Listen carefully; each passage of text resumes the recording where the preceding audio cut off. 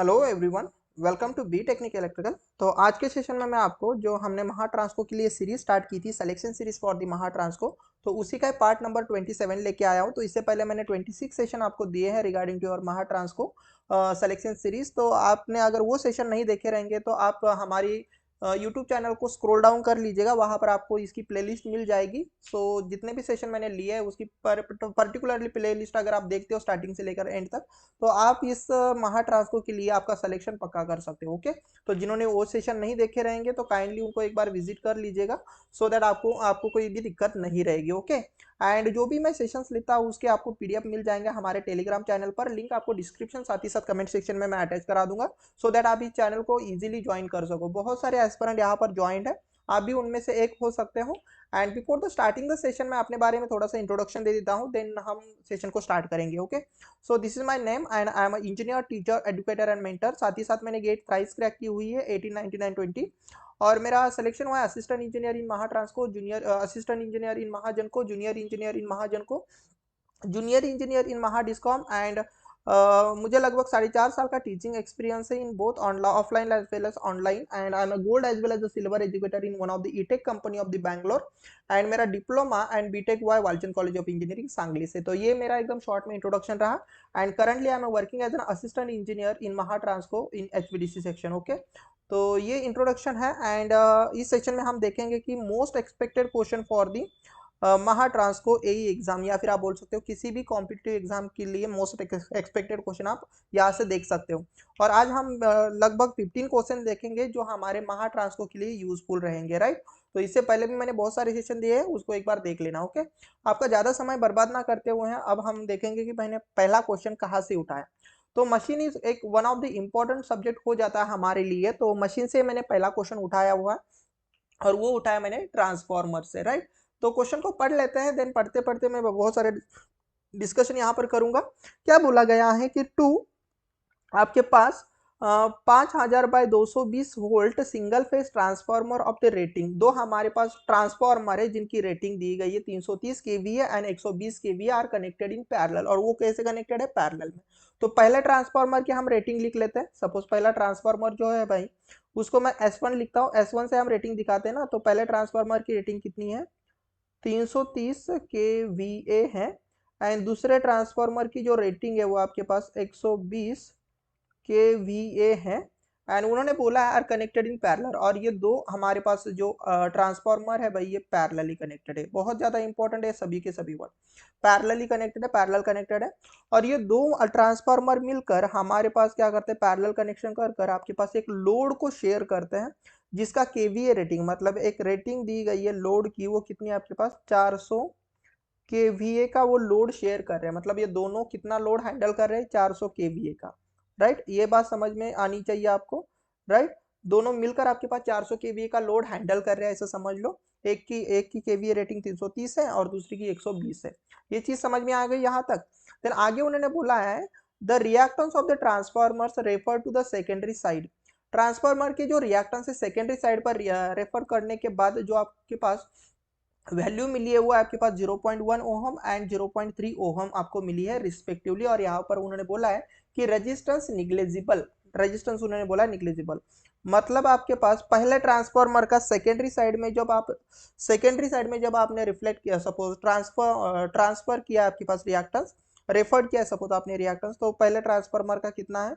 वो है 0.1 ohm. And second transformer का जो आपको दिखाई दे रहा है वो है 0.3 ओहम। इस तरीके से आपको ये चीज दी गई है और उन्होंने बोला है कि रेजिस्टेंस निग्लेजिबल है। ओके, आगे देख लेते हैं उन्होंने क्या बोला है। The load shared by the two transformer will be. अब उन्होंने बोला है कि ये लोड का, ये जो लोड है, सपोज ये लोड है आपके पास, तो उसमें से सपोज पहले ट्रांसफार्मर ने कितना शेयर किया, तो इसको सपोज मैं एस ए दे देता हूँ। और दूसरे ट्रांसफार्मर ने कितना शेयर किया, तो इसको मैं बोलता हूँ सपोज एस बी। तो ये आपको वैल्यू निकालनी, राइट। अब S1 S2 मैंने क्यों नहीं लिया? क्योंकि ये रेटिंग्स के लिए मैंने सफिक्स यूज किया ना, S1 S2। अब कितना लोड शेयर किया इसके लिए मैं क्या करता हूँ कि 1 वाले के लिए मैं सफिक्स ए यूज किया हूँ और 2 वाले के लिए सपोज मैंने सफिक्स बी यूज किया। तो इस सभी इसके लिए आपको पता ही होगा कि अगर आपने पैरेलल ऑपरेशन ऑफ दी, अगर ट्रांसफार्मर पड़ा होगा बेटा, तो यहाँ पर दो फॉर्मूलेज बनते हैं। अगर मुझे पहले ट्रांसफार्मर का लोड शेयर निकालना होता तो आप कैसे निकालते हो? Sir total load multiply by दूसरे ट्रांसफार्मर का, जिस ट्रांसफार्मर का आपको लोड शेयर निकालना है ना वो नहीं, दूसरे ट्रांसफार्मर का रिएक्टेंस आपको न्यूमरेटर में रखना होता है, डिवाइड बाय दोनों ट्रांसफार्मर के रिएक्टेंस की आपको एडिशन करनी होती है, just like your CDR current division rule, right. ऐसे ही आपने सीडीआर में भी देखा होगा, तो ये यहाँ से आपके पास ये फॉर्मूला बनता है, इंपॉर्टेंट फॉर्मूला है। तो देखो लोड शेयर, लोड का कितना केवी है, तो आप बोलोगे सर ये लोड का केवी है 400। देखो अभी मैं के के लिए 10⁻³ नहीं लिखते बैठता, क्योंकि मुझे पता है अल्टीमेटली मैं आंसर केवीए में ही लिखूंगा, तो यहाँ पर मैंने बस 400 लिखा, या और x2 की वैल्यू अगर मैं पुट करूंगा तो x2 की वैल्यू देखना 0.3 है, डिवाइडेड बाय 0.1 प्लस 0.3 आ जाएगा, दोनों की एडिशन कर लोगे तो अब ये कितना बचेगा, तो आप बोलोगे सर ये देखो 40 मल्टीप्लाई, ध्यान से देखना 40 क्यों किया, क्योंकि मैंने इस जीरो से ये पॉइंट हटा दिया, तो यहाँ पर कितना आ जाएगा भाई ओनली 3, डिवाइड बाई ये देखो इन दोनों का एडिशन कितना होगा 0.4 हो जाएगा, राइट। अब इस 0.4 का अगर मैं पॉइंट हटा दूं तो ऊपर एक जीरो बढ़ेगा कि नहीं बढ़ेगा, तो आप इसको ऐसा नहीं लिख सकते क्या, सिर्फ 400 मल्टीप्लाई बाई 3 डिवाइड बाई 4, हम ऐसा भी तो कर सकते हैं, राइट। अब अगर मैं 4 से इसको काटूंगा तो ये 10 टाइम्स आएगा, और 10 multiply by 3 is nothing but 300। अब ये 300 मिला है, बट आपने ये जो रेटिंग केवीए में रखी है ना बेटा, ये केवीए में, तो ऑब्वियस सी बात है अगर एस एल केवीए में है तो एस ए भी किस में आ जाएगा, केवीए में ही आ जाएगा, तो आप इसको क्या बोलोगे केवीए। मतलब पहले ट्रांसफॉर्मर ने कितने केवीए का लोड हैंडल किया, तो आप बोलोगे सर पहले ट्रांसफॉर्मर ने सर 300 केवीए का लोड हैंडल किया, गेटिंग माय पॉइंट, 300 केवीए का लोड हैंडल किया। अब अगर सपोज आपको दूसरे इसका अगर लोड हैंडल निकालना, तो आप कैसे निकालोगे, सेम फिर से वही concept, sir total KVA, load का total KVA multiply by opposite transformer का रिएक्टेंस। अब अपोजिट ट्रांसफार्मर मतलब पहले ट्रांसफार्मर का रिएक्टेंस डिवाइड बाय दोनों ट्रांसफार्मर के रिएक्टेंस की एडिशन करेंगे हम यहाँ पर। तो इसको अगर आप पुट करोगे तो एस एल की वैल्यू देखना फिर से आपके पास 400 होगी, देन x1 की वैल्यू 0.1 और डिवाइड बाय अगर करोगे आप तो 0.1 प्लस 0.3 आ जाएगा, राइट। अब इसको मैं ज़्यादा समझाते नहीं बैठूंगा, तो ये होगा भाई 400 मल्टीप्लाई बाई 0.1 डिवाइड बाय आपके पास ये 0.4 आ जाएगा, राइट। तो ये 0.1 0.4 आप क्या बोलोगे sir, 0.400 divide by 4 that means आपके पास ये 100, और केवीए में तो आपके पास यहाँ पर भी आंसर आपके पास कितने में आ जाएगा भाई, केवीए में, राइट। तो दूसरे ट्रांसफार्मर का आंसर कितना आ गया, आपके पास कितना लोड हैंडल कर रहा है दूसरा ट्रांसफार्मर, तो आप बोलोगे सर 100 केवीए का लोड हैंडल कर रहा है। अब ये जो दूसरा ट्रांसफार्मर का लोड आप ऐसे भी निकाल सकते थे, जैसे आप समझ सकते हो, थोड़ा समझो कि टोटल टोटल लोड केवीए कितना है, ध्यान से देखना लोड केवीए कितना है, तो आप बोलोगे सर एस एल है, और एस एल की वैल्यू देखो बेटा 400 केवीए की है, थोड़ा दिमाग लगाओ। तो अगर आपको किसी भी एक सपोज किसी भी एक ट्रांसफार्मर का केवीए अगर पता चल जाए तो आप क्या कर सकते हो, आप ऐसा भी तो निकाल सकते हो ना, निकाल सकते हो, जैसे कि आपको पता है कि एस ए की वैल्यू कितनी है सर, मतलब पहले ट्रांसफार्मर की लोड हैंडल कर रहा है सर 300 केवीए का, तो मुझे बताना कि अगर 400 में से पहला ट्रांसफार्मर 300 केवीए का अगर आपके पास लोड हैंडल कर रहा है, जो कि हमने इस फॉर्मूले से निकाला, राइट, तो दूसरा वाला कैसे निकालेगा, तो दूसरे वाले के लिए हम ये भी तो फॉर्मूला यूज कर सकते थे ना सर, टोटल में से मतलब S L minus S A कर देंगे तो भी हमारे पास क्या बनेगा सर, आप बोलोगे सर 400 माइनस सर 300, तो आप किस कैसे बोल सकते हो सर, ये यहाँ से भी देख सकते हो सर 100 केवी आपके पास आंसर बन रहा है, तो आप दोनों लॉजिक लगा सकते हो। तो अगर मैं अगर सपोज एग्जाम में रहता ना तो मैं एक ही निकालता देना, टोटल में से ये माइनस करके मैं आपका आंसर निकाल सकता था, राइट। तो ये टाइम सेव कर सकता है, फिर से ये सब चीजें करने की जरूरत नहीं, क्योंकि ये माइंड में भी आप कैलकुलेशन कर सकते हो, 400 में से 300 गया भाई, लिखने की क्या जरूरत है, आप 100 भी तो बोल सकते हो ना, राइट। और यहाँ पर ध्यान से देखना लास्ट में उन्होंने वर्ड यूज किया है रिस्पेक्टिवली। अब रिस्पेक्टिवली मतलब सबसे पहले आपको पहले ट्रांसफार्मर का आपके पास मतलब एस ए की वैल्यू लिखनी है, देन एस बी की वैल्यू लिखनी है, तो एस ए की कितनी है, एस ए की देखो आपके पास 300 मिली है सर, पहले ट्रांसफार्मर ने 300 केवीए लिया हैंडल किया है सर लोड, और दूसरे ट्रांसफार्मर ने आपके पास 100 केवीए का लोड हैंडल किया, राइट। तो मतलब 300 कॉमा 100 आपके पास आंसर होना चाहिए, तो आंसर देखो आपके पास ऑप्शन नंबर सी में मैच हो रहा है, ये क्यों मैं बता रहा हूँ, क्योंकि ये सीक्वेंस भी मैटर करती है रिस्पेक्टिवली। तो अगर आप ऑप्शन डी देखते हो तो देखो ये जस्ट पलटा दिया, तो 100 कॉमा 300, बहुत सारे बच्चे सही आंसर लाते हैं, बट जब रिस्पेक्टिवली के ऊपर अगर ध्यान नहीं जाता तो वो इसको भी टिक कर सकते हैं 100, उनको लगता है सर आंसर तो सेम ही ना 100 300 क्या फर्क पड़ता है, बट बेटा कॉम्पिटिटिव एग्जाम में फर्क पड़ता है, उन्होंने ऐसे की पहले पूछी है देन एसबी की सेकंड बाद में पूछी है, राइट। अब ये तो हुआ भाई बुकिश नॉलेज, मतलब बुक यहाँ तक आपको आंसर भी दे देगा, बट यहाँ पर मैं और एक चीज थोड़ा सा कंसेप्चुअली आपको बताता हूँ, क्योंकि यहाँ से एक थ्योरी क्वेश्चन ऐसा फ्रेम हो सकता है कि अगर हम पैरेलल कनेक्शन में या फिर हम बोलेंगे पैरेलल ऑपरेशन में अगर ट्रांसफार्मर को पैरेलली कनेक्ट करते हैं तो कौन सा लोड, सपोज रिस्पेक्टिव दो रिएक्टेंस, ध्यान से सुनना, तो उनमें से कौन सा कौन सा ट्रांसफार्मर ज्यादा लोड झेलेगा और कौन सा आपके पास कम लोड झेलेगा। तो आप थोड़ा सा प्यार से समझो। जब आप देख रहे हो कि ऐसे कितना लोड झेल रहा है, ध्यान से देखना। तो यहाँ पर मैं आपको एक चीज समझाने की कोशिश कर रहा हूँ। तो ऐसे कितना लोड झेल रहा है, तो आप बोलोगे सर 300, ध्यान से देखना। ऐसे 300 लोड झेल रहा है सर, 300 केवीए का। और एस बी मतलब सेकेंड ट्रांसफार्मर आपके पास 100 केवीए का लोड झेल रहा है। बट अगर मैं यहाँ पर सपोज उनकी रिएक्टेंस की बात करूंगा तो ऐसे मतलब पहले ट्रांसफार्मर का रिएक्टेंस कितना था, तो आप बोलोगे सर पहले ट्रांसफार्मर का रिएक्टेंस 0.1 ओम था। और सर दूसरे ट्रांसफार्मर का रिएक्टेंस कितना था सर, 0.3 ओम था, राइट। इसका मतलब सर जहां पर एक्सेल की वैल्यू सर कम है, ध्यान से देखना, एक्सेल की वैल्यू कम है सर, वो ज्यादा लोड को झेलता है। लिसन केयरफुली, मैं जो समझाने की कोशिश कर रहा हूँ, लोड को हैंडल करने की कैपेबिलिटी उस ट्रांसफार्मर की ज्यादा होती है जिसमें आपके पास एक्सेल एक्सेल की वैल्यू कम है, राइट। और जिसमें आपके पास एक्सेल की वैल्यू, आपको देखो ध्यान से देखना, ये 0.3 मतलब ज्यादा है ना, तो उसकी लोड को हैंडल करने की कैपेबिलिटी हमारे पास कम है, राइट। तो ऐसा समझ लो कि जो आपके पास जो रेटिंग होती है, ध्यान से देखना, ट्रांसफार्मर की लोड हैंडल करने की कैपेबिलिटी, एक्समर लिखता हूं मैं यहाँ पर, ट्रांसफार्मर का load sharing is inversely proportional to the reactance, ऐसा होता है, ध्यान से देखना। ये बहुत ज्यादा इंपॉर्टेंट है, ओके, बहुत ज्यादा इंपॉर्टेंट बेटा, यहाँ से थ्योरी क्वेश्चन आपका बन सकता है, राइट। तो इसलिए मैं बताता हूँ कि आप सेशन को बहुत प्यार से समझिएगा, क्योंकि मैं सेशन में बस यही नहीं बोलता कि भाई उसका आंसर, बट उस आंसर से रिलेटेड बहुत सारी चीजें मैं आपको बताता हूँ। तो जिस ट्रांसफार्मर का एक्सेल कम रहेगा तो वो ज्यादा लोड झेल पाता है, एंड जिसका सपोज एक्सेल ज्यादा रहेगा वो कम लोड झेल पाता है। तो दिस इज वेरी इंपॉर्टेंट, यहाँ से थ्योरी क्वेश्चन बनते हैं, राइट।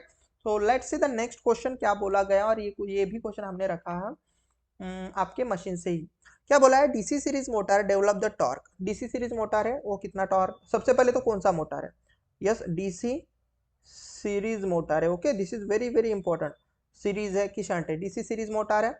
अब इसका उन्होंने दिया है भाई टॉर्क, वो दिया है 20 Newton metre, right.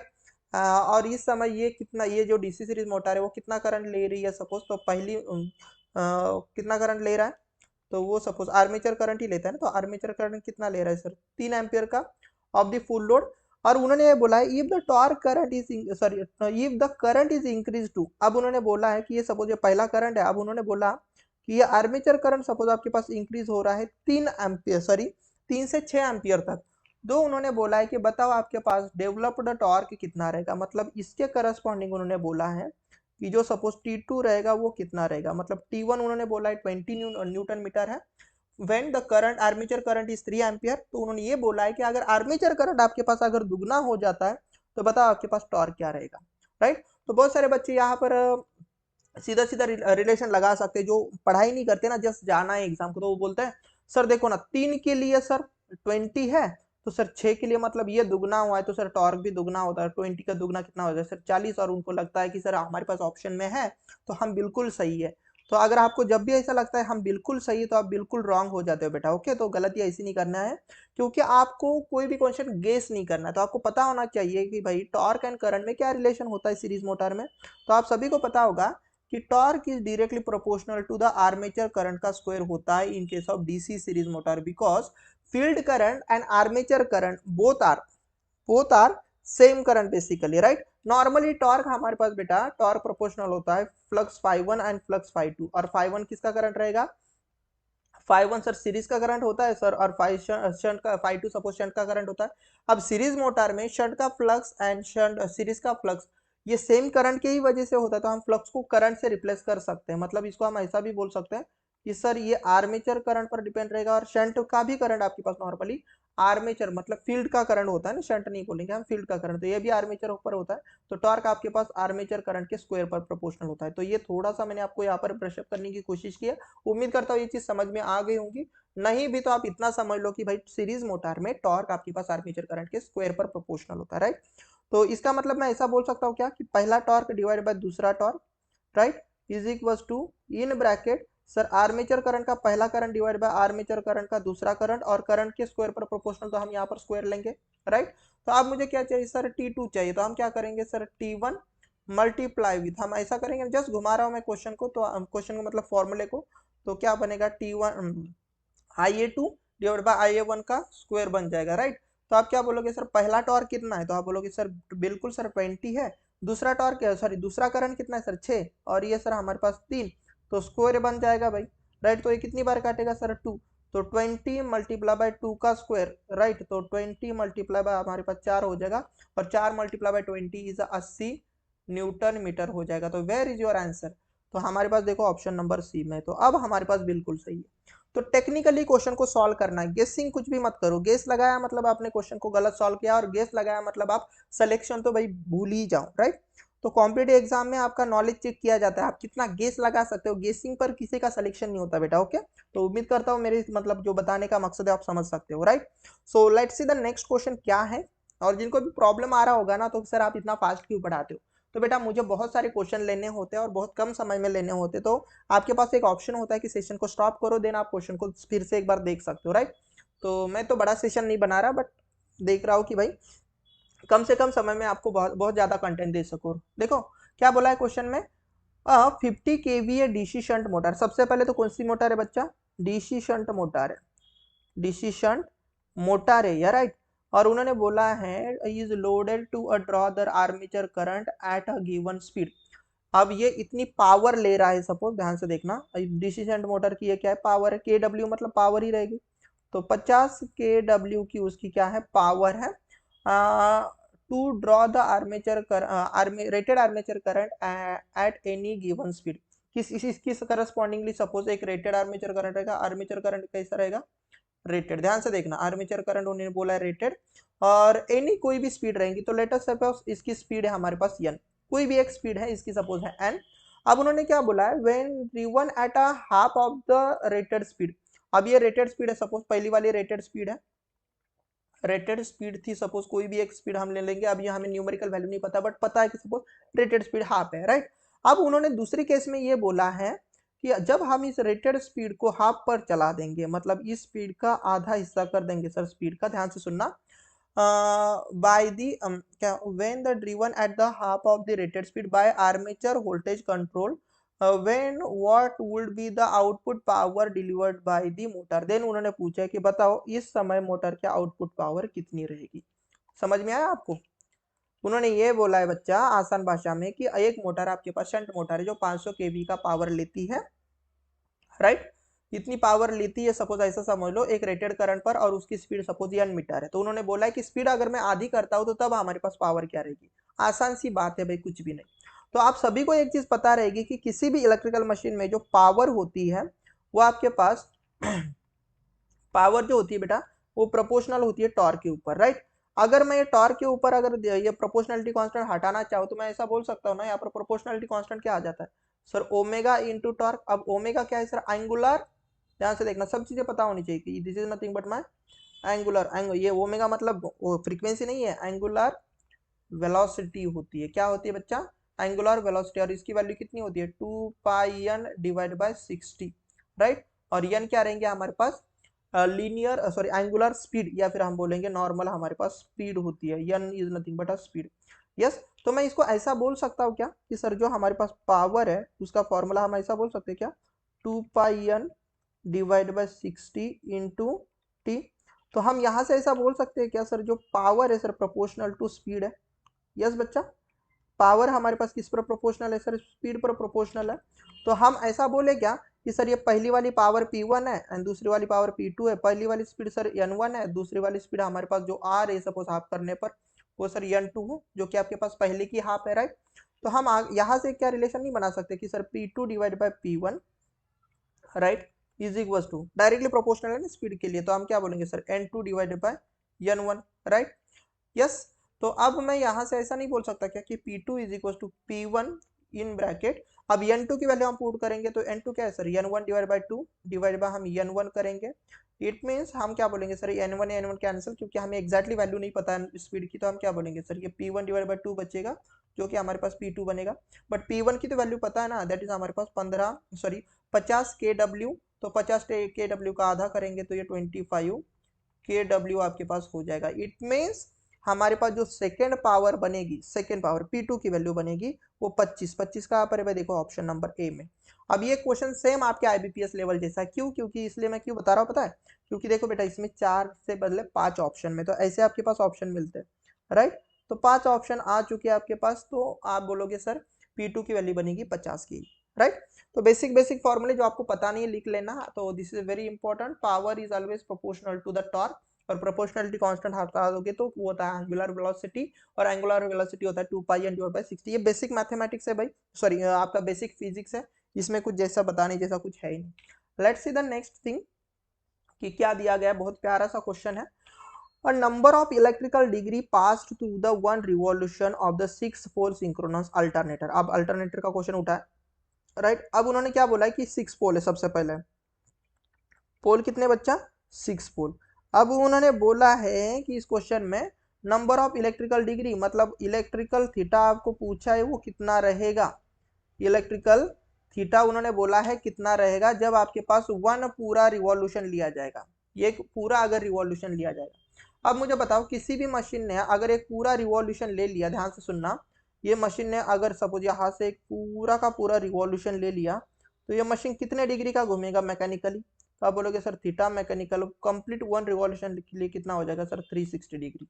Listen carefully जो मैं बता रहा हूँ, ये एक मशीन अगर पूरा एक कंप्लीट रिवॉल्यूशन कंप्लीट कर लेती है तो मैकेनिकल थीटा कितना रहेगा आपके पास, 360 डिग्री का, राइट। तो आपको पूछा कि इलेक्ट्रिकल डिग्री कितना रहेगा, तो आप सभी को एक चीज पता होंगी कि सर जो थीटा इलेक्ट्रिकल होता है वो p/2 इंटू थीटा मैकेनिकल होता है। ये बेसिक रिलेशन है आपके पास electrical degree and mechanical degree के केस में। तो आप क्या बोलोगे सर, p/2, अब p की वैल्यू कितनी बच्चा सर, 6/2 मल्टीप्लाई बाय हमारे पास कितना होगा रे सर, ये 360 डिग्री।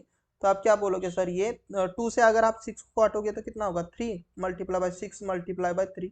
अब मुझे बता इसके लिए कोई अलग से कैलकुलेशन की जरूरत है क्या, नहीं, तो 3 0 0 हो जाएगा सर मल्टीप्लीकेशन, और सर ये 6 मल्टीप्लाई बाय 3 सर 18 का ये कैरी 1, और 3 3 जा 9, और 9 प्लस 1 10 आ जाएगा, तो 110 0, ये आपके पास डिग्री बन जाएगा। तो इसके लिए देखो कोई कैलसी की जरूरत है क्या, इतना तो बेसिक मैथमेटिक्स आना चाहिए ना, अगर आप इंजीनियरिंग कर रही है बेटा आपने तो इतना तो आना चाहिए। तो कैल्सी मतलब ऐसा कुछ नहीं है कि हर बार कैल्सी लगेगी, तो आप ये सब बोल सकते हो। तो होपफुली ये चीज समझ में आ गई होंगी, राइट। अब यहाँ पर मैं मानता हूँ कि ये बहुत सारे बच्चों को पता है कि भाई theta electrical is equal to p/2 into theta mechanical, right.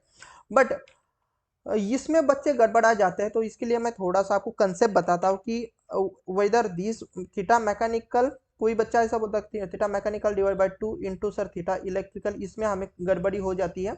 और सर हमें पता है कि सर जो सही है वो क्या है, p/2 इंटू थीटा मैकेनिकल। अब इसमें गड़बड़ी जो हो जाती है बच्चों की यही होती है, sir theta mechanical is equal to p/2 into theta electrical है, कि theta electrical is equal to p/2 into theta mechanical है। तो मैं आपको इतना ही बताऊंगा कि आप इतना याद रखो बेटा कि इलेक्ट्रिकल डिग्री एक चीज अगर आप याद रखोगे तो electrical degree is always greater और equal to the mechanical degree आप बोल सकते हो, ओके। अब ये क्यों कब रहेगा मुझे बताओ, ये तभी हो सकता है आपके पास, ग्रेटर बनाने के लिए ध्यान से देखना न्यूमरेटर बड़ा होना चाहिए, ध्यान से सुनना। तो अगर मैं theta electrical is equal to suppose p variable है ना, तो p नंबर ऑफ पोल आपके पास 2 हो सकते, 4 हो सकते, 8 हो सकते, व्हाटएवर आपके पास हो सकते हैं। तो आप क्या करोगे कि इलेक्ट्रिकल डिग्री को अगर बड़ा करना है तो सर हमें p कैपिटल करना है डिवाइड बाई 2, राइट। और यहाँ पर आप लगा दोगे थीटा मैकेनिकल। थोड़ा समझने की कोशिश करना, ये बड़ा और इक्वल टू कब रहेगा, तो देखना इक्वल टू आप तब बोल सकते हो जब हमारे पास p की वैल्यू इज इक्वल टू 2 रहेंगे बच्चा। तो उस केस में आप बोल सकते हो कि sir theta electrical and theta mechanical आपके पास बराबर रहेगा। तो ये भी कई बार पूछा गया है कि theta mechanical and theta electrical आपके पास जो डिग्री होती है वो कब इक्वल होती है, तो for the two number of pole theta mechanical and theta electrical are the same, right. But अगर आप जैसे जैसे सपोज आप पोल की वैल्यू बढ़ाओगे, जैसे कि आपके पास पोल सपोज 4 है, 6 है, 8 है, इवन नंबर ही होता है ना, ऐसा सिलसिला चलेगा, तो इस केस में आपके पास theta electrical is always greater than theta mechanical. अब ये ग्रेटर कराने के लिए तो आपके पास न्यूमरेटर में वेरिएबल चीज होनी चाहिए ना, इसीलिए हम बोलते हैं कि theta electrical is equal to P/2 into theta mechanical, right. इसको अगर आप ऐसा करेंगे कि suppose theta electrical equal to 2/P into theta mechanical, तो ये गलत हो जाएगा, क्योंकि आपका जो वेरिएबल टर्म है वो डिनोमिनेटर में आ जाएगी, तो इससे आपका इलेक्ट्रिकल डिग्री कभी बड़ा नहीं हो सकता, राइट। तो ये जो पहली वाली चीज है उसको दिमाग में चिपका लो, एग्जाम में कई बार इससे क्वेश्चन पूछे गए हैं, राइट। तो this one is a question, और इसका आंसर और इससे रिलेटेड मैंने कंसेप्ट भी दे दी, और मैं चाहता मतलब मैं उम्मीद करता हूँ कि इसके बाद आप कभी भी इस क्वेश्चन को गलत नहीं करोगे, राइट।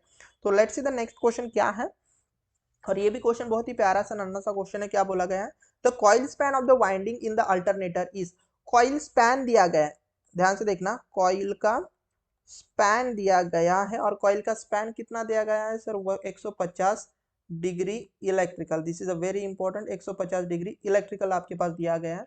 और उन्होंने बोला है pitch factor of the coil is, मतलब केपी की वैल्यू पूछी है, और केपी की क्या केपी का क्या फॉर्मूला होता है सर, कॉस ऑफ अल्फा/2, राइट। अब मुझे बताओ कि अगर आपको अल्फा पता रहेगा, जो कि हमारे पास क्या होता है, alpha is nothing but cording angle, cording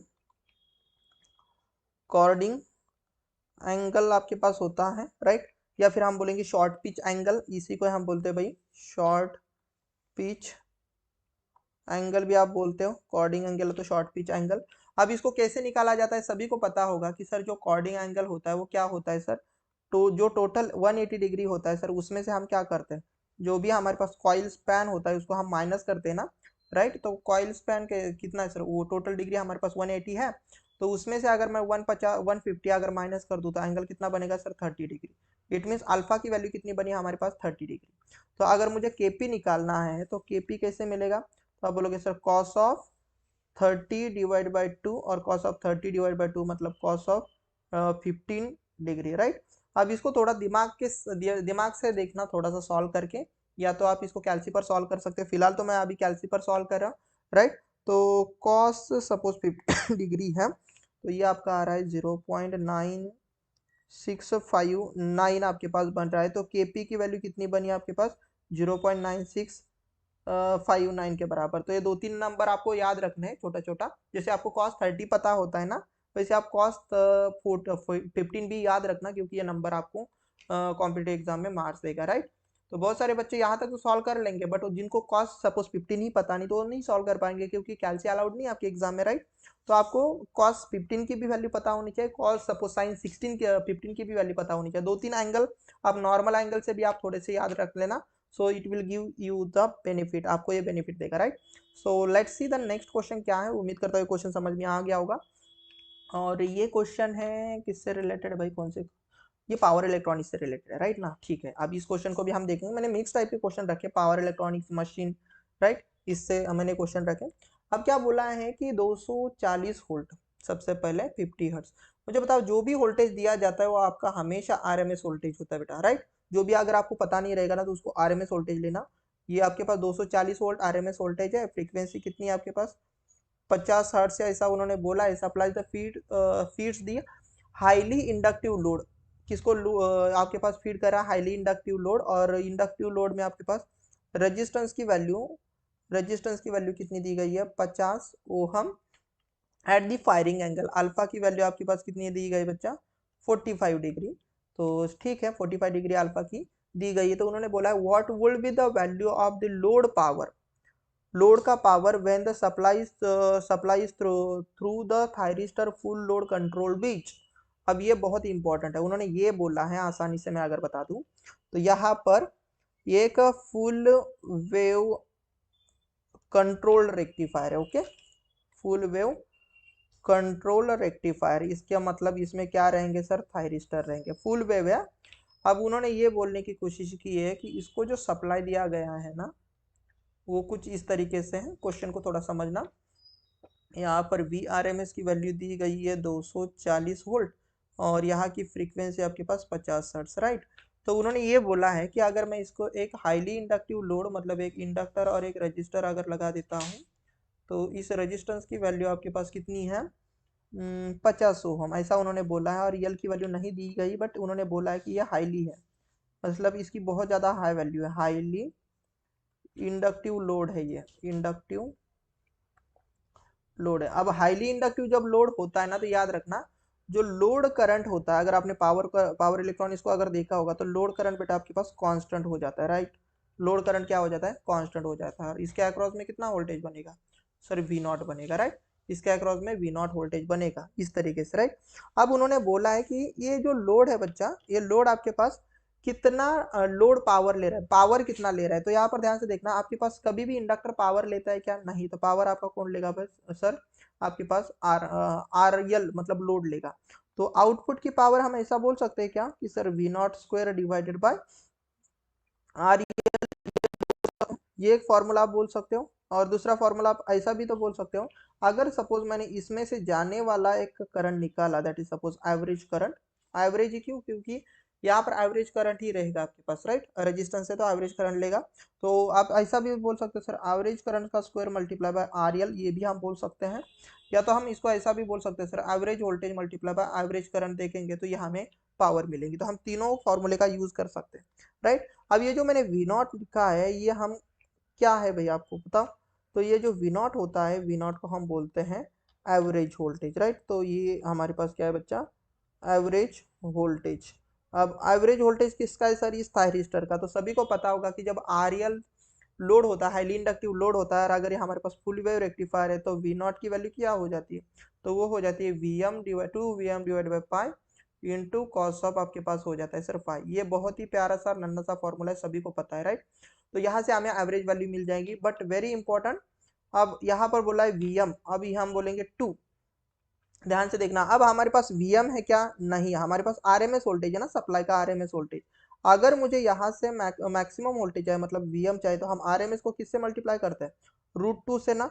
तो √2 मल्टीप्लाई बाय आरएमएस करेंगे तो हमें वीएम मिलता है। तो मतलब √2 मल्टीप्लाई बाय 240 करेंगे तो ये हम यहाँ पर वीएम की ये हमें यहाँ पर वैल्यू यूज करनी पड़ेगी। तो 2 वीएम, मतलब वीएम की वैल्यू कितनी आ जाएगी, तो √2 into V R M S, तो जो कि आप हमारे पास कितना है 240, 240, राइट।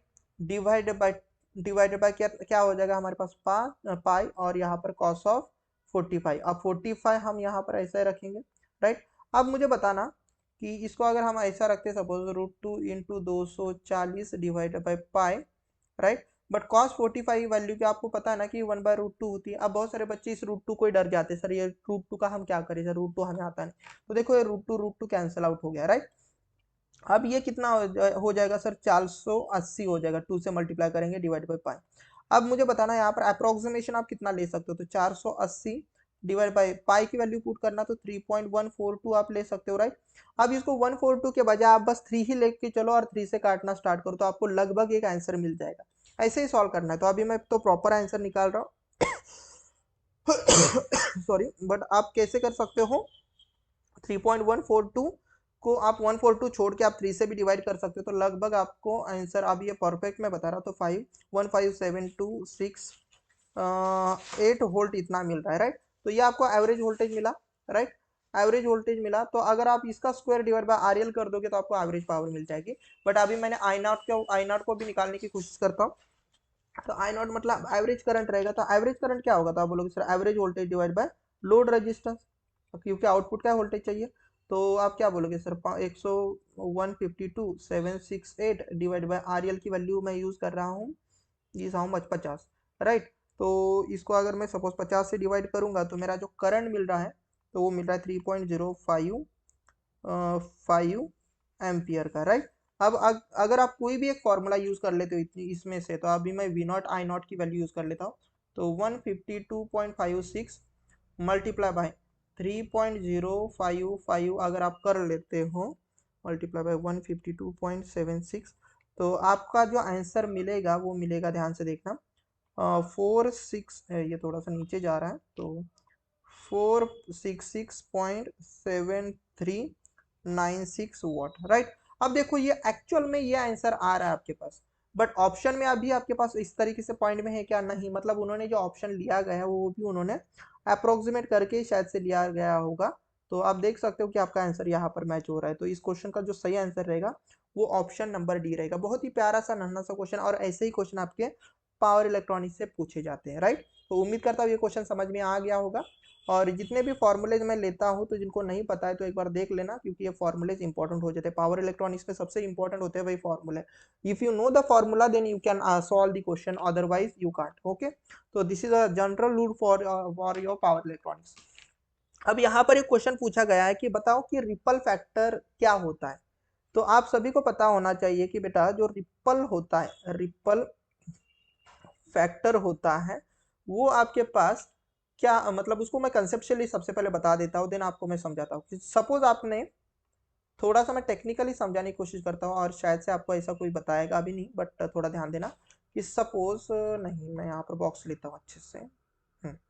सपोज ये हमारे पास एक फुल वेव रेक्टिफायर है, ध्यान से देखना, फुल वेव रेक्टिफायर है डायोड का, वटेवर।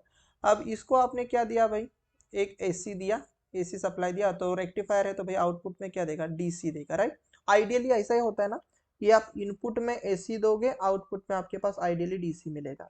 बट आप जो एसी देते हो तो एसी कुछ इस तरीके से रहेगा, राइट। बट अगर ये फुल वेव रेक्टिफायर है तो डीसी एक फुल साइकिल के लिए क्या आ जाएगा, ये पहला एक आप बोलोगे सर पल्स, ये दूसरा एक पल्स। तो मुझे बताओ ना, क्या ये जो डीसी मिला है, ये जो डीसी मिला आउटपुट में, क्या ये प्योर फॉर्म का है, तो आप बोलोगे नहीं सर। तो ये देखो सर, ये कुछ एसी के फॉर्म का भी दिख रहा है सर, निगेटिव पल्स नहीं आ रही, मतलब ये जो हमारे पास जो आउटपुट में वोल्टेज मिला है, it contain the two things. इसमें सर एसी भी कंटेंट है और इसमें सर डीसी भी कंटेंट है, राइट। तो ये जो हमारे पास आउटपुट में जो दो रिपल मिले, या फिर मैं बोलूंगा दो पल्स मिले हैं, तो इसका रिपल फैक्टर कैसे निकाला जाएगा, तो इस आउटपुट में ही हम दोनों दो चीजों का रेशियो लेंगे। किसका सर, इसका अगर मुझे रिपल फैक्टर निकालना है बेटा, तो हम देखेंगे कि आउटपुट में एसी का कितना क्वांटिटी है अपॉन डीसी का कितना क्वांटिटी है, मतलब एसी डिवाइड बाय डीसी का ही जो रेशियो होता है उसी को बोलते हैं हम बेटा रिपल फैक्टर। क्या बोलते हैं हम, रिपल फैक्टर। मतलब इस रिपल में एसी का कितना अमाउंट है, बेसिकली एसी का कितना अमाउंट है, वही हम रिपल फैक्टर में देख लेते हैं। अगर मैं आपको बता दूं कि इस तरीके से अगर मेरे पास एक प्योर डीसी है, तो अगर आप ध्यान से देखोगे ना, प्योर डीसी है सपोज इस तरीके का क्वांटिटी, तो इसमें बेटा एसी की वैल्यू देख सकते हो आप 0 है, बट डीसी की वैल्यू आपके पास नॉट इक्वल टू 0 है, राइट।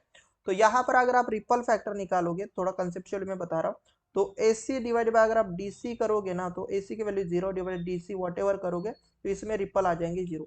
रिपल मतलब ऐसा समझ लो कि डीसी में डिस्टॉर्शन, डीसी में डिस्टॉर्शन का परसेंटेज मतलब रिपल फैक्टर होता है। ऐसे एकदम आसान भाषा में मैं समझा रहा हूँ। अगर प्योर डीसी रहेगा तो वहां पर रिपल की वैल्यू, रिपल फैक्टर की वैल्यू 0 हो जाएगी। अगर सपोज नॉन, सपोज हमारे पास जो एसी है, सॉरी डीसी है, उसमें suppose some amount of the AC component present रहेंगे, तो वहां पर रिपल प्रेजेंट रहेगा। तो इसलिए हम रिपल फैक्टर को क्या बोलते हैं, एसी क्वांटिटी, एसी वैल्यू, या फिर हम बोलेंगे एसी वैल्यू डिवाइड बाय हम बोलेंगे सर डीसी वैल्यू, राइट। अब याद रखना इसके लिए दो तीन नाम होते हैं। तो एसी में कौन सी टर्म हम यूज कर लेते हैं, तो एसी के लिए हम यूज कर लेते हैं आरएमएस वैल्यू, एसी को हम आरएमएस वैल्यू बोलते हैं, और डीसी को बेटा हम एवरेज वैल्यू भी बोल लेते हैं, ओके। तो डीसी को हम एवरेज वैल्यू बोलेंगे, राइट। तो इसका मतलब रिपल फैक्टर किसका रेशियो है, तो RMS divide by RMS divide by average, या तो आपके पास AC divide by DC. But कहीं पर भी हमारे पास आरएमएस डिवाइड बाय एवरेज नहीं है, या फिर एसी डिवाइड बाय डीसी नहीं है, तो उन्होंने क्या किया पता है, तो उन्होंने ये चीज की कि सर ये आरएमएस यहाँ से उठाया, और देखो आपके पास ये डीसी यहाँ से उठाया, तो एक नया डेफिनेशन उन्होंने बताया कि हमारे पास रिपल फैक्टर क्या है, तो रिपल फैक्टर हमारे पास आरएमएस वैल्यू डिवाइड बाय आप क्या बोल सकते हो, डीसी वैल्यू। तो देखो क्वेश्चन बनाने का तरीका उनका, तो एक फॉर्मूले से उन्होंने डिनोमिनेटर उठाया, एक फॉर्मूले से न्यूमरेटर उठाया, तो दो अलग अलग नाम से उन्होंने बताया कि भाई रिपल फैक्टर आपके पास ये बनेगा। तो होपफुली ये क्वेश्चन समझ में आ गया होगा। पावर इलेक्ट्रॉनिक्स का one of the best question है ये, कंसेप्चुअली क्वेश्चन है, तो इसको थोड़ा सा लाइटली मत लेना, right. So let's see the next question की नेक्स्ट क्वेश्चन है क्या। अब ये क्वेश्चन मैंने उठाया आपके आपके पावर, सॉरी आपका चॉपर से, क्या है, output voltage V not of the boost converter, boost, right, boost converter के लिए उन्होंने बोला कि आउटपुट वोल्टेज क्या रहेगा रिलेटेड टू ड्यूटी साइकिल। तो मैं यहाँ पर दो चीजें लिख के देता हूँ कि जो आपके पास बक कन्वर्टर होता है, बक कन्वर्टर होता है, कन्वर्टर, कोई कोई इसको ना बक कन्वर्टर, कोई स्टेप डाउन चॉपर भी बोलते हैं, राइट। बट ये टर्म ज़्यादातर यूज नहीं किए जाते। बक या तो बक या तो बूस्ट ट्रांसफर आप कन्वर्टर बोला जाता है। बट अगर कभी यूज किया गया है तो आप ऐसा भी लिखना, स्टेप डाउन चॉपर भी इसको बोला जाता है। ओके, चॉपर कोई कोई बोल लेता है। तो या तो बक कन्वर्टर या तो आपके पास स्टेप डाउन चॉपर। तो बेटा इसका जो डीसी वोल्टेज होता है, या फिर मैं बोलूंगा सॉरी एवरेज वैल्यू होता है, वो होता है ड्यूटी साइकिल मतलब D into sir supply voltage, right.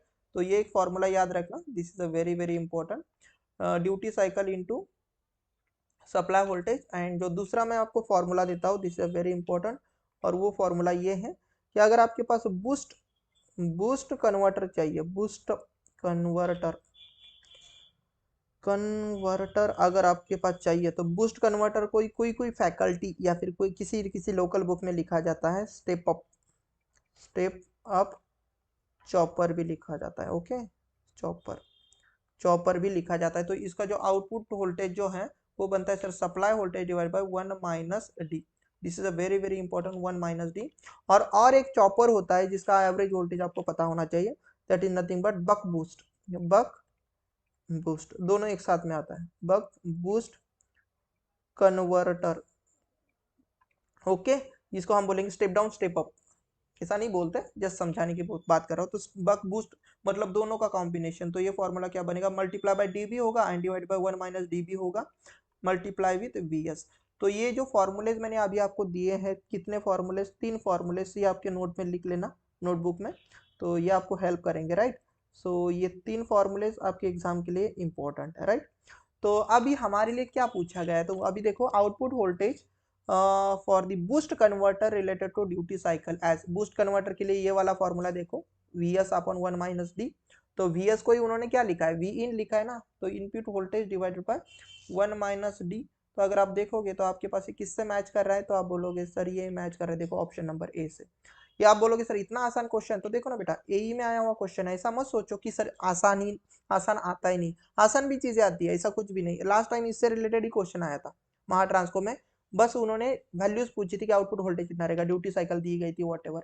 अब ड्यूटी साइकिल को भी मैं बता देता हूँ, ड्यूटी साइकिल हमेशा आपके पास T on divide by total time होता है, या फिर हम इसको ऐसा भी बोल सकते हैं T on divide bye T on plus आपके पास टी ऑफ टाइम होता है, राइट। अब ये स्विच का जो ऑन ऑफ टाइम रहेगा ना, चॉपर में जो हम स्विच यूज करते हैं, राइट। तो इस स्विच का ही हमारे पास T on and T off time, तो इन दोनों का रेशियो लेकर हम करते हैं T on divide by total time. तो ये हमारे पास बनता है duty cycle, right, duty cycle. और याद रखना जो ड्यूटी साइकिल की वैल्यू होती है ऑलवेज लाइज इन बिटवीन 0 से लेके 1 के बीच में होती है, राइट। 0 से लेके 1 के बीच में रहेंगे, ड्यूटी साइकिल कभी भी 1 से बड़ा नहीं रहेगा और ना ही 0 से छोटा रहेगा। तो दिस इज ऑलवेज वैल्यू, कभी अगर रेंज पूछी तो okay, this is very very important. हम छोटी छोटी चीजों को कभी कभी नजरअंदाज कर देते। नेक्स्ट चीज से देख लेते कि आगे क्वेश्चन है क्या, एंड शायद से ये क्वेश्चन इससे रिलेटेड है।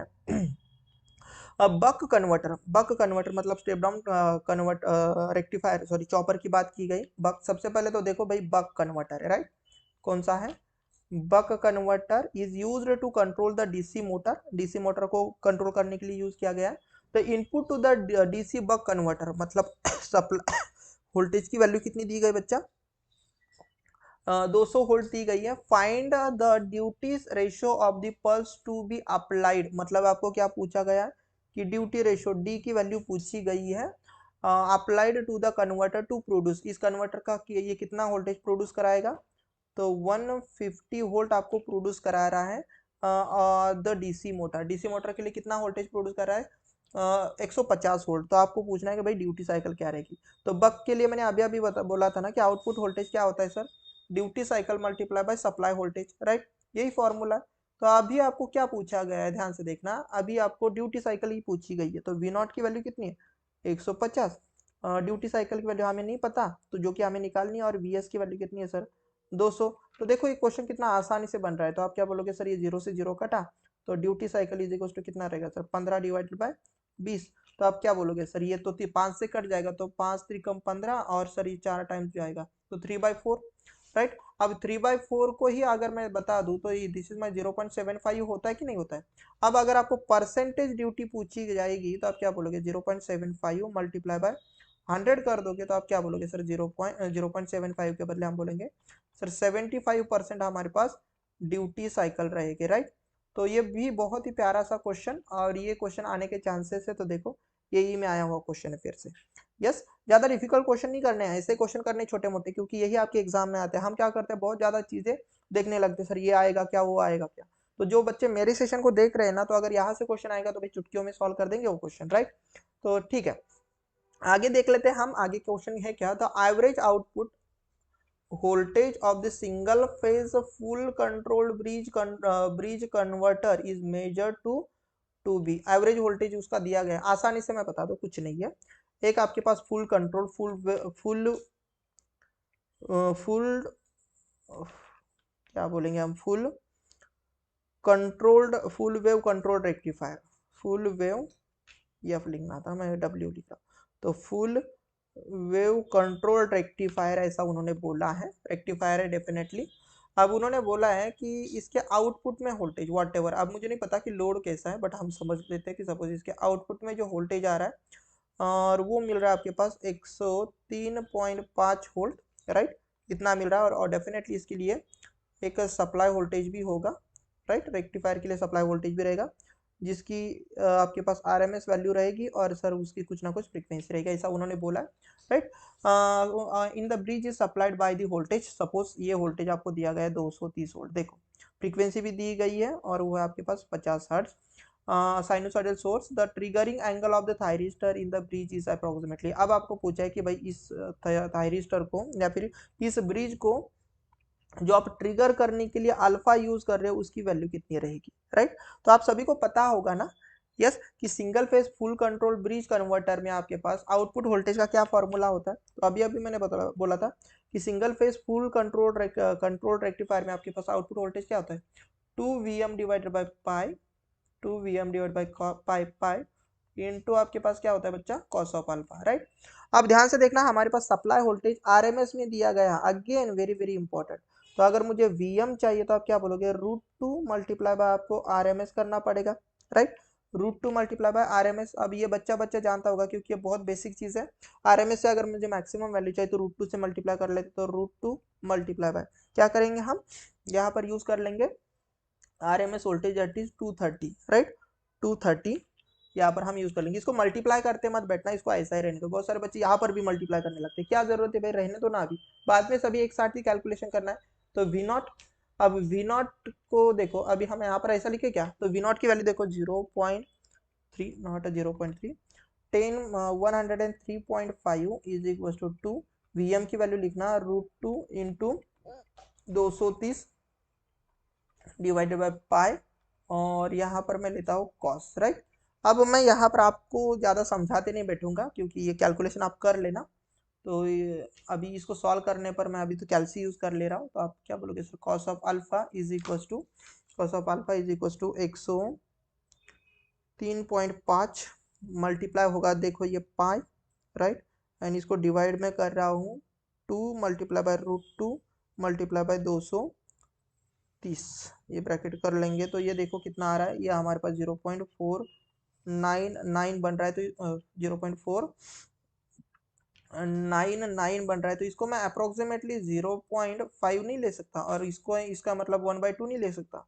तो इसका मतलब कॉस ऑफ अल्फा की वैल्यू कितनी बन रही है, 1/2। और आप मुझे बताओ कि कॉस के कौन सा एंगल की वैल्यू 1/2 होती है। आप ऐसा करोगे ना, कॉस इनवर्स ऑफ कैल्सी पर यूज करोगे तो 1/2। और अगर आपको पता रहेगा कि कॉस की सपोज सर 60 डिग्री की वैल्यू हमारे पास 1/2 होती है, तो इसका मतलब हमारे पास फायरिंग एंगल कितने डिग्री का होगा, 60 डिग्री का होगा। तो इस क्वेश्चन का आंसर क्या रहेगा, 60 डिग्री। तो इसलिए मैं बोलता हूँ कि आपको टेबल याद होने बहुत जरूरी है। अगर आपको टेबल याद नहीं रहेगा, कि आपको पता नहीं कि भाई कॉस की कौन सी वैल्यू, एंगल की वैल्यू 1/2 होती है, तो आप कंफ्यूज हो जाओगे, 90 की होती है, 120 की होती है, कि 60 की होती है, 30 की होती है। तो आपको श्योर शॉट होना पता है, मतलब 100% पता होना चाहिए कि भाई सर 60 डिग्री की वैल्यू सर 1/2 होती है, तो अल्फा की वैल्यू हो जाएगी 60 डिग्री। और ये भी क्वेश्चन आपके एग्जाम में आ सकता है, ऐसे भी क्वेश्चन, राइट। तो लाइटली मत लेना, बहुत इंपॉर्टेंट है।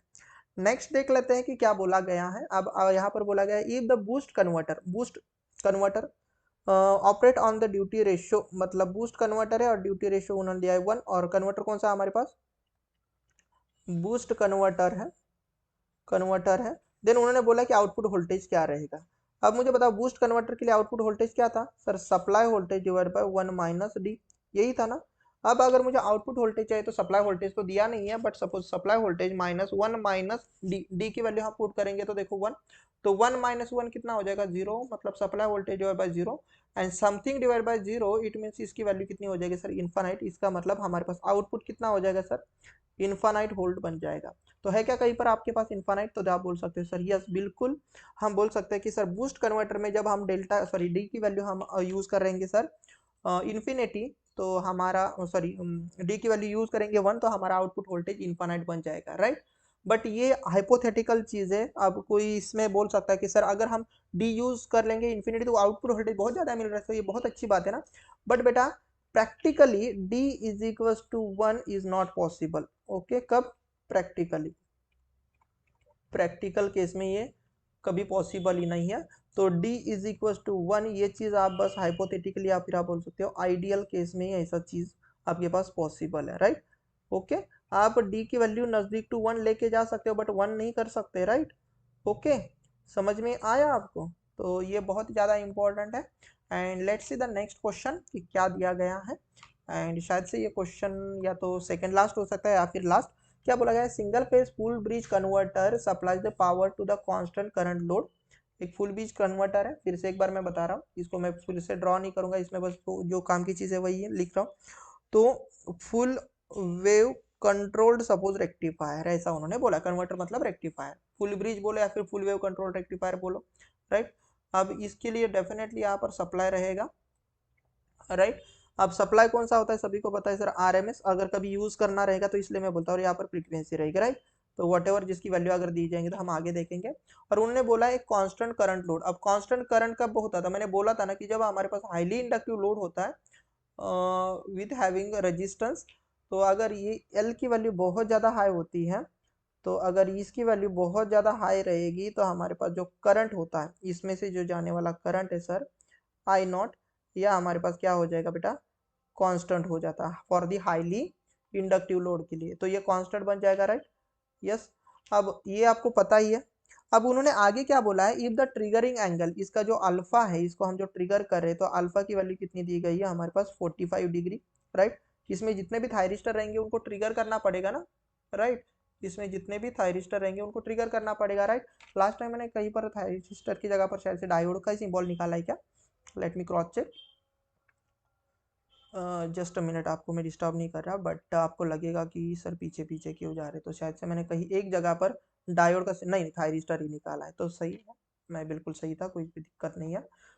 तो लेट्स सी कहाँ पर थे हम थे नेक्स्ट पेज पर, और यहाँ पर देखो अभी हमारे पास थायरिस्टर का alpha is equal to 45 degree दिया गया है, राइट।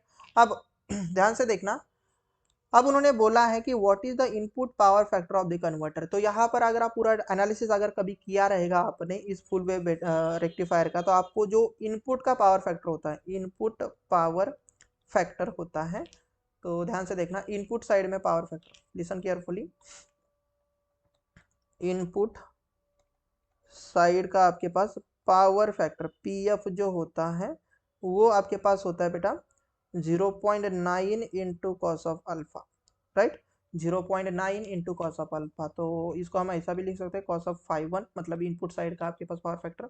तो नॉर्मली पावर फैक्टर क्या होता है आपको अगर बेसिक अगर डेफिनेशन पता रहेगी ना, तो पावर इलेक्ट्रॉनिक्स में पावर फैक्टर ये नहीं होता cos of angle between voltage and current, तो बेटा आपके पास वो होता है डिस्टॉर्शन फैक्टर।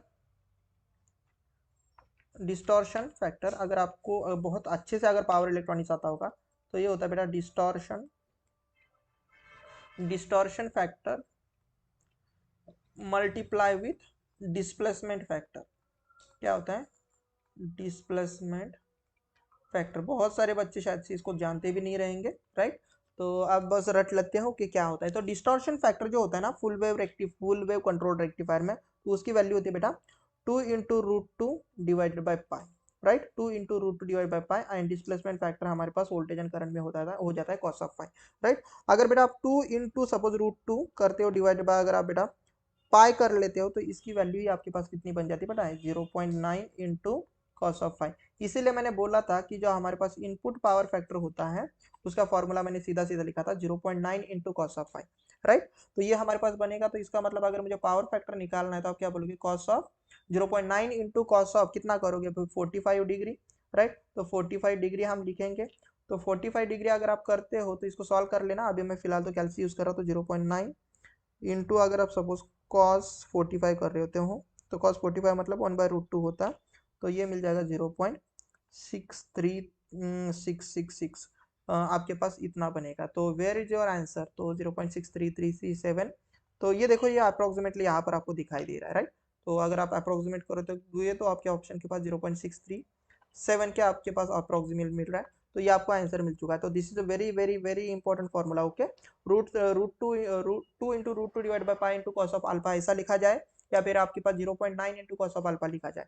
तो देखो, ये इतना बड़ा याद रखने से तो बेटर है कि 0.9 याद रखो बस, उसकी वैल्यू कैलकुलेशन भी इजी कर दिया ना, है ना। देखो, इसका अगर सॉल्व करना रहा है तो फिर डिफिकल्ट हो जाएगा, into cos of alpha, simple सी बात है, राइट। अब अगर कोई बोलेगा कि सर ये हम बिना कैलसी के कैसे सॉल्व करें, तो बेटा ऐसे भी सॉल्व कर सकते हैं ना। 0.9 और 1/cos 45 की वैल्यू कितनी होती है, 1/√2। अगर आप इसको सॉल्व करोगे तो 0.9 इंटू 1/√2 की वैल्यू मैंने आपको बताया था कि 1/√2 की वैल्यू आपको पता नहीं 0.707 होती है। अब इसको मल्टीप्लाई करते बैठोगे तो आपका लगभग इतना आंसर मिलेगा। तो ऐसा आपको दिमाग लगाना है, हर जगह पर कैलसी नहीं यूज करनी है, राइट ना, दिमाग भी यूज करना है। अब अगर मैं आगे जाता हूँ तो इस क्वेश्चन को देख लेते हैं। बहुत सारे क्वेश्चन है शायद से। क्या बोला है, chopper circuit is operating from the DC voltage. Yes, सबसे पहले ये जो आपके पास चॉपर है ये कौन सा है, तो अगर आपको डायग्राम अगर पता रहेंगे ना बेटा, डायग्राम, तो ये जो चॉपर की जो डायग्राम दी गई है, सबसे पहले आपको याद रखना कि this is my buck converter, okay. Converter, ये जो डायग्राम दी गई है बक कन्वर्टर की है, तो आपको फॉर्मूले कौन से यूज करने पता होने चाहिए। और उन्होंने बोला है the chopper circuit operating from the 100 DC input supply, मतलब सप्लाई वोल्टेज कितना दिया गया है, 100 वोल्ट। वैसे तो यहाँ पर भी दिखाया गया है।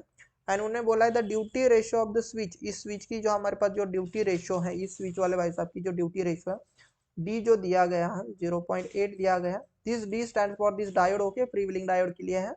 यस, इस फ्री व्हीलिंग डायोड के लिए आपके पास दिस डी है। बट अभी मैं जो डी यूज कर रहा हूँ that is for the duty cycle, उसकी वैल्यू कितनी दी गई है, 0.8। और आगे क्या बोला है, load is sufficiently inductive so that the load current is ripple, okay, what ever. आगे जो देख लेते हैं क्या बोला, the average current through the diode under the steady state condition. अब इस डायोड में आपके पास एवरेज करंट कितना फ्लो होगा स्टेडी स्टेट कंडीशन में, मुझे बताओ। जो भी इस लोड का करंट रहेगा वही इस डायोड में भी फ्री व्हील होगा कि नहीं होगा, ध्यान से देखना। जो भी इस लोड में करंट जाएगा सर स्टेडी स्टेट में, वही यहाँ पर फ्री व्हील होता है ना, मतलब यहाँ पर सर्कुलेट होता है, राइट, लाइक दिस। अगर आपको ऑपरेशन पता रहेगा, इसका मतलब अगर सर मैं इस लोड का करंट निकालू सपोज I0, तो वही करंट इसमें भी जाएगा, दैट इज I0। तो मुझे I0 निकालना रहेगा। तो I0 कब मिलेगा, जब हमारे पास सर यहाँ का हमें V0 पता चलेगा। अब V0 मतलब क्या सर, आउटपुट का वोल्टेज। तो बच्चा बच्चा जानता है कि सर बक कन्वर्टर में आउटपुट का वोल्टेज हम कैसे निकालते हैं, sir duty cycle into supply voltage, duty cycle into supply voltage है इस ना। तो ये आपके पास बना। तो ड्यूटी साइकिल की वैल्यू कितनी है, 0.8, सप्लाई वोल्टेज कितना है सर हमारे पास 100। तो इसको अगर सॉल्व कर लोगे तो आप कितना बोलोगे सर, 80 वोल्ट, राइट। तो सप्लाई वोल्टेज हमारे पास 80 वोल्ट बना। तो मुझे बताना कि सप्लाई वोल्टेज आपको पता है, यहाँ का लोड का रेजिस्टेंस पता है। तो मुझे अगर I0 निकालना, तो आप क्या बोलोगे sir, output voltage divide bye output का करंट, सॉरी रेजिस्टेंस। तो वोल्टेज कितना है सर, 80 डिवाइड बाय अगर आप सपोज 10 कर लेते हो, 10 कर लेते हो, तो आप क्या बोलोगे सर, ये 8 एम्पियर का आ जाएगा, राइट।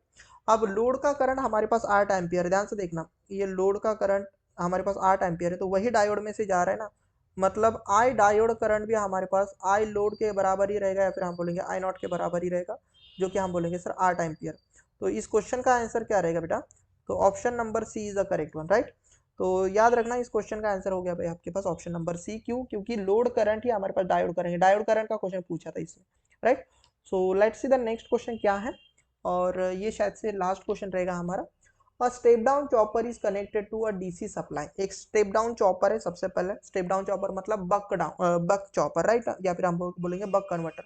उसको एक डीसी सप्लाई कनेक्टेड है एंड उसकी ड्यूटी रेशियो सबसे पहले हम देख लेते हैं कि सपोज स्टेप डाउन चॉपर है, फॉर एग्जाम्पल एक स्टेप डाउन चॉपर है, स्टेप डाउन कौन है सर, ये चॉपर है, सपोज ये चॉपर है। इसको हमने क्या दिया, ध्यान से देखना, यहाँ पर हमने सप्लाई वोल्टेज दिया तो ये मुझे कुछ ना कुछ आउटपुट देगा। यस, थोड़ा समझने की कोशिश करना। इसको मैंने एक डीसी सप्लाई दिया तो यहाँ पर मुझे आउटपुट में भी वही, चॉपर में तो डीसी सप्लाई ही मिलेगा। तो स्टेप डाउन चॉपर में आपको पता है कि इसकी अगर ड्यूटी साइकिल डी है तो आउटपुट वोल्टेज क्या मिलेगा sir, D into V S, ऐसा ही मिलेगा, थोड़ा ध्यान देना। तो आप क्या बोलोगे कि सर ड्यूटी साइकिल हमारे पास कितनी है सर, 0.4, सप्लाई वोल्टेज पता है क्या, द आउटपुट वोल्टेज, देखो ये क्यों निकालना है हम थोड़ी देर बाद देखेंगे। तो ड्यूटी साइकिल दी थी 0.4, सप्लाई वोल्टेज नहीं था तो बस हम इसको लिखेंगे वीएस, बट ये जो आउटपुट वोल्टेज दे रहा है इसकी वैल्यू देखो हमारे पास 96 वोल्ट दी गई, कितना रहेगा 96। तो यहाँ से मैं सप्लाई वोल्टेज निकाल सकता हूँ कि नहीं निकाल सकता हूँ, तो आप क्या बोलोगे सर 96 डिवाइड बाय, हम इसको 0.4 करेंगे तो हमारे पास सप्लाई वोल्टेज कितना बनेगा, तो 96 डिवाइड बाय 0.4 करेंगे तो आप बोलोगे सर सप्लाई वोल्टेज 240 वोल्ट आपको मिल रहा है।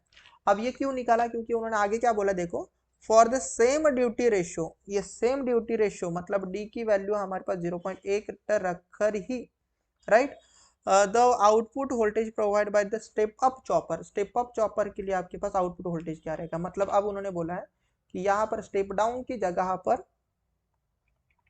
स्टेप अप चॉपर यूज करना है, चॉपर यूज करना है, एंड इसके लिए आपके पास जो ड्यूटी साइकिल है वो लिखनी है 0.8, राइट।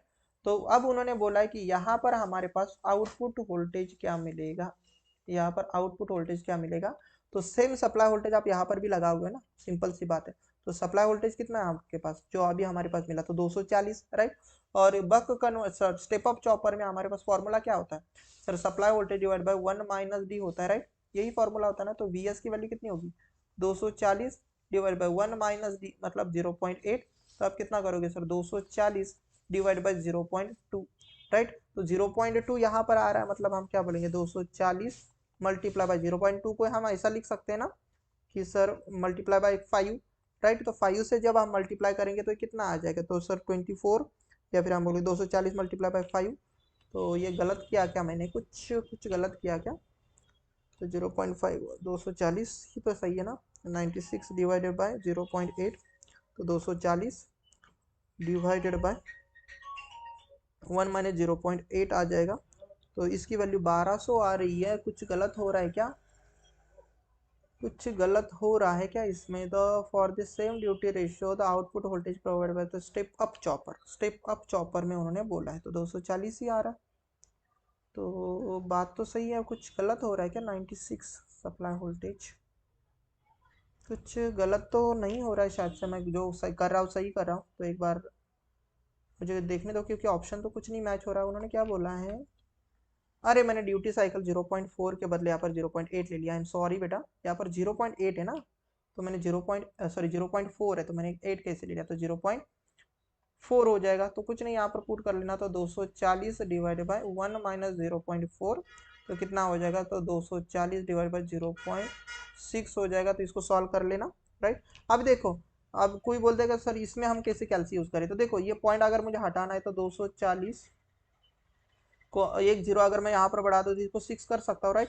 और 6 ये कितनी बार काटता है, तो सभी बोलते हैं कि 6 कितनी बार काटेगा सर, सर ये 4 बार काटेगा, राइट।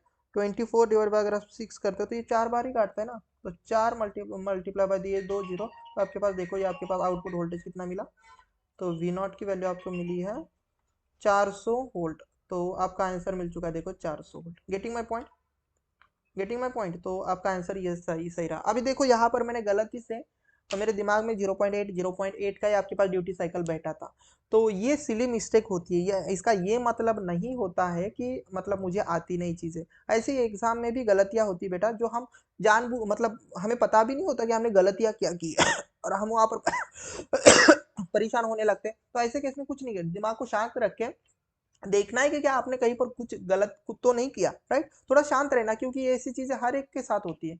यस, तो आप कितना भी जानते रहोगे बट फिर भी कभी कभार ऐसी गलतियां होती है, ठीक है। तो let's see the what is the next question, और यहाँ पर कोई भी क्वेश्चन नहीं है नेक्स्ट क्वेश्चन। तो आज मैंने बेटा फिर से एक बार पूरी कोशिश की है कि जितने भी क्वेश्चन मशीन से रिलेटेड थे एंड जितने भी पावर इलेक्ट्रॉनिक से रिलेटेड थे, ये क्वेश्चन आपको समझ में आ रहे होंगे। और नेक्स्ट सेशन में हम और भी मिक्स टाइप के क्वेश्चन लेंगे, लेने वाला हूँ मैं। और जिन्होंने अभी तक हमारे बी टेक्निकल इलेक्ट्रिक चैनल को सब्सक्राइब नहीं किया है तो सब्सक्राइब कर दो, सो दैट आप जो मैं भी जितने भी सेशन लेता हूँ आपके महा ट्रांसको के लिए या फिर आने वाले हर एक एग्जाम के लिए जो इंपॉर्टेंट सेशन रहते हैं या फिर क्वेश्चंस रहते हैं, तो आप मिस ना करो। और आपके जो प्रिपरेशन में इसका थोड़ा सा हेल्प रहेगा या फिर मैं बोलूँगा बूस्टअप मिलेगा। तो इसलिए चैनल को सब्सक्राइब कर देना। अगर आपको लगे कि ये मेरे दोस्तों के लिए भी हेल्पफुल है तो आप अपने दोस्तों के साथ भी इसको शेयर कर सकते हो। एंड इसके जो पीडीएफ है आपको मिल जाते हैं हमारे टेलीग्राम चैनल पर, लिंक आपको डिस्क्रिप्शन साथ ही साथ मैं कमेंट सेक्शन में अटैच करा दूंगा, सो दैट आप इजीली हमारे टेलीग्राम चैनल को ज्वाइन कर सकते हो।